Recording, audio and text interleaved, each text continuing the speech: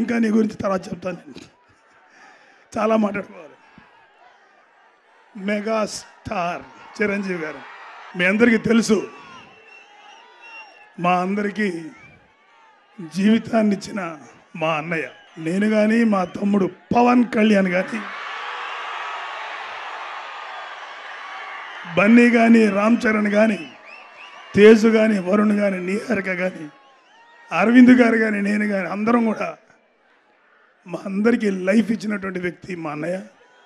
So ఆయన్ని తలుచుకోకుండా, ఆయన గురించి చెప్పుకోకుండా ఈ ఫంక్షన్ చేయడం నాకు ఇష్టం లేదు. సో ఏం చెప్పినా ఎంత చెప్పినా సరిపోదు. ఒకే ఒక మాట, థ్యాంక్ యూ అన్నయ్య, you have given a great life. గొప్ప జీవితాన్ని ఇచ్చావు మా అందరికీ. ఇంతకన్నా నీ కృతజ్ఞత చెప్పుకోలేము. అలా ఇచ్చిన ఆ అన్నయ్య తర్వాత నా తమ్ముడు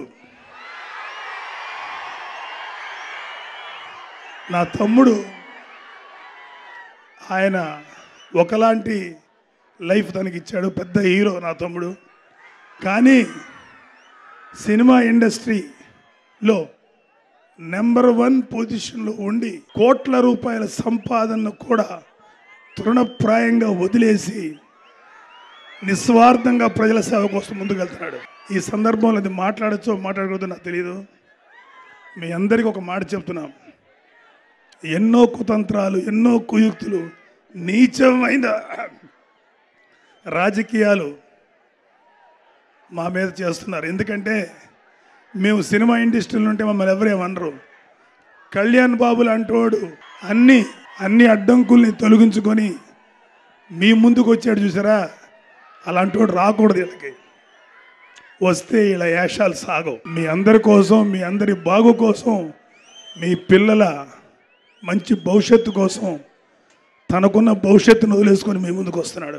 సో ఎవరైతే అతను రాకూడదని కోరుకున్నటువంటి వ్యక్తులు ఉన్నారో, పార్టీలు ఉన్నాయో, రకరకాల కుయుక్తులతోటి, రకరకాల ప్లాన్స్ తోటి తొక్కేసి ఏమీ చెయ్యలేక కుటుంబాలని నోటికొచ్చిన దుర్భాషలు ఆడించి నీచమైన రాజకీయాలు చేస్తున్నారు.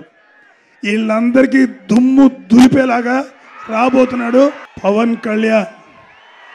ఒక్కడే అనుకోకండి, పవన్ కళ్యాణ్లు చాలా మంది ఉన్నారు అతని వెనకాల. డెఫినెట్గా డబ్బు సంపాదించడానికో, డబ్బులు అడ్డగోలుగా స్కాములు చేయడానికో అవసరం లా. మాకు దేవుడు మీ రూపంలో మాకు ఇచ్చాడు చాలా. ఇప్పుడు ప్రజా జీవితంలోకి వచ్చి నిస్వార్థంగా సేవ చేయడం ముందుకు వస్తున్నాం. ఎలా చేయాలో మాకు తెలుసు. ఒకసారి కుదరలేదు, ఈసారి కుదిరి తీరుతుంది. ఒక్కొక్కడికి ఉంటుంది. Thank you. ఈ సినిమా ఏంటండి, వీడియో నచ్చిందా? అయితే ఓ లైక్ వేసుకోండి, లేదంటే ఓ కామెంట్ చేయండి. ఎప్పటికప్పుడు మా వీడియోస్ చూడాలంటే సబ్స్క్రైబ్ చేసుకోండి.